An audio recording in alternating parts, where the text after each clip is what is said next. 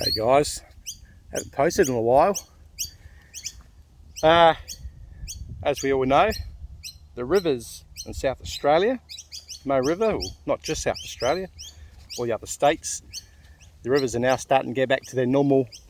As we can see, I'm down here at Ramco, Lake Haree, and I thought, yeah, come up with my brother, got the line in, not many bites, but I will say,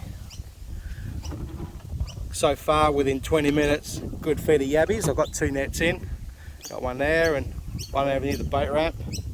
Well, it was a boat ramp, but yeah, I must say I've been up here the last, I think it was 2 years ago, before the floods hit, and oh boy, it does definitely look, yeah, just obviously with the mud and no grass and all that. I'm not too sure if you can see on that tree there, you got the water level, dark and light spot. That's obviously where the water level was, or that's where it came to anyway. But yeah, I was going to come up here Christmas time and didn't really have the time, so decided to come up today, and it was raining this morning coming up here, but very surprised to see the water levels up to where they are now. I actually thought they would have been a lot higher, but all this was underwater, as obviously a lot of YouTubers know. Big shout out to, I think his name is Mark, Travelling with Gilligan. Go check his channel out. He has tagged me in a few of his videos, so thanks Mark. Awesome videos, champ. Keep up the good work. Good to see you out there yabbing as well, mate. So maybe one day I might bump into you. Who knows? But I'm hoping to come out here at Easter. It all depends on the Mid-Murray Council if they decide to open up the roads. As you're coming in behind me here at Ramco, they've got a dirt mound here. So obviously the council have closed the roads, obviously because of the floods. There's no reason why they can't open it now, but I'm guessing they have to just come in and inspect the roads, and yeah, it is still very muddy. The camera, I'm just using my phone today, but there is a lot of mud around, very slippery. So if you do just come down for a look, or obviously come down like every other man and dog they're doing, yabbing, and throw the line out, just beware that there is a lot of muddy spots and it's quite slippery. I've gone up once. Not fun, but I'm hoping to come here at Easter time this year in April, yeah, and put the boat in. That might be interesting, 3 days. So fingers crossed I can do a video on that. It all just depends if this boat ramp enemy is obviously down to its normal level. There was a boat ramp there, but not at this stage, so I don't know if the boat ramp, the concrete has been washed away, or I don't know the story there, but they are canoes, as I've heard recently in the last week or so. And now apparently, according, you can put your boat in, or your ski boat, whichever you have. It was up to 4 knots, and I think it was up to 10 knots. Now I think you're allowed skiing, but there's still restrictions, as if you go past shacks, and obviously they've been flooded and damaged, I think it's still up to 4 knots, which is obviously the right thing to do for the shack owners.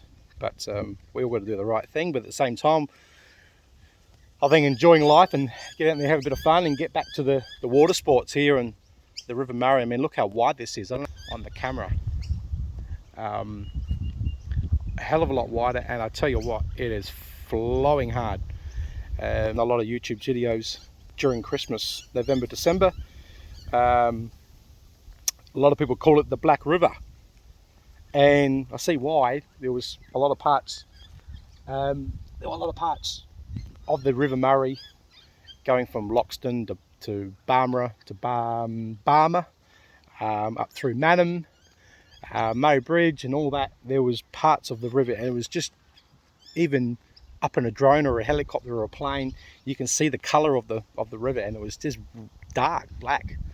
So I don't know if that's because of the banks and everything else, but yeah, I think it's all now washed away. There's a few parts of the township still a bit high, not as high as they were.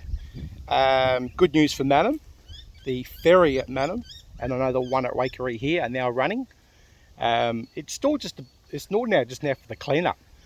Councils to get out there and you know, fix up picnic areas, you know, barbecues and lawns that are being washed away, boat ramps and stuff like that, and mostly is the roads that have been washed away. So there's a lot of bitumen roads that have been, they almost look like sinkholes, if anything. They've just been washed away. So the time down here so far, been here the last probably hour and 30, I reckon, and we've had a good catch of yabbies. And my secret, you're probably wondering, Beno, what bait you're using? Okay, I'll tell one, but I'm not going to tell me other. Liver. So if you can get ox liver, as I've been told from a good friend of mine, ox liver is one of the best. I'm using chicken liver, and it's pretty good. So far, so good. Even though most is out there you might know, or you might do know, or whatever, yabbies are actually, they're not meat eaters, they're vegetarians. So it's funny how that, maybe they're not actually eating the meat, maybe they're actually relocating. Who knows? But who cares, as long as we go home and have a couple of good feast of yabbies and a couple of cold beers. I haven't had in years. Cold yabby with nice fresh yabbies, a bit of salt and pepper and a bit of vinegar. Nothing beats it. So here you go, guys, bit of a short video, 6 minutes. Yeah, so just here at Ramco, my favourite spot, as Mark from Travelling with Gilligan, his YouTube channel, he knows that this is obviously one of my spots here, and obviously check out prior to the floods I was camping up here, and you can actually see right up near the point on the left hand side of me is where I was camping 2.5 years ago, or 2 years ago from now.